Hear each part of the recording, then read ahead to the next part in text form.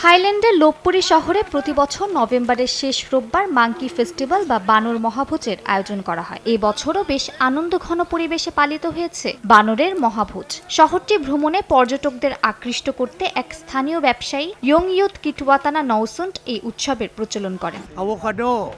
আজ আমরা থাই এবং আন্তর্জাতিক দুই ধরনের ফলই নিয়ে এসেছি, যেমন অ্যাভোকাডো, দুরিয়ান, পার্সিমন। এই বছর চেরি নেই কারণ এর মৌসুম এখনো আসেনি। থাই ফলের মধ্যে আছে কাস্টার্ড আপেল, মাংস্টিন, লঙ্গান এবং আমরা শাকসবজি, শসা, জুকিনি যোগ করেছি। সবকিছুই আছে যা বানররা খেতে পছন্দ করে।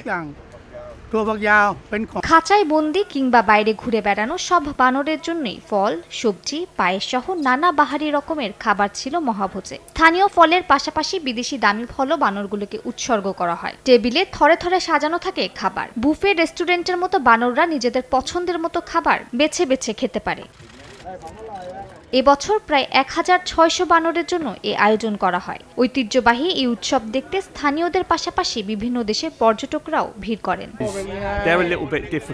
এটি এখন একটি উৎসবে পরিণত হয়েছে। মানুষ এ সম্পর্কে জানে এবং সেখানে খাঁচার বাইরে থাকা বানরগুলোকে দেখতে বেশ ভালো লাগে। এই উৎসব মানুষ এবং বন্যপ্রাণীর মধ্যে একটি যোগসূত্র তৈরি করছে। লোপপুরি শহরে পর্যটকদের আকর্ষণের কেন্দ্রবিন্দুই এই বানর। অঞ্চলটি বানর প্রদেশ নামেও পরিচিত। পর্যটন শিল্পের প্রচারের পাশাপাশি বানর প্রজাতিকে ধন্যবাদ জানাতে এই উৎসবের আয়োজন করেন শহরের বাসিন্দারা। এছাড়া স্থানীয়দের বিশ্বাস, বানররা মহাভোজের খাবার খেয়ে সন্তুষ্ট হলে সবার জন্য কল্যাণ বয়ে আনবে। মালিহা সুহরাওয়ার্দী, সময় সংবাদ।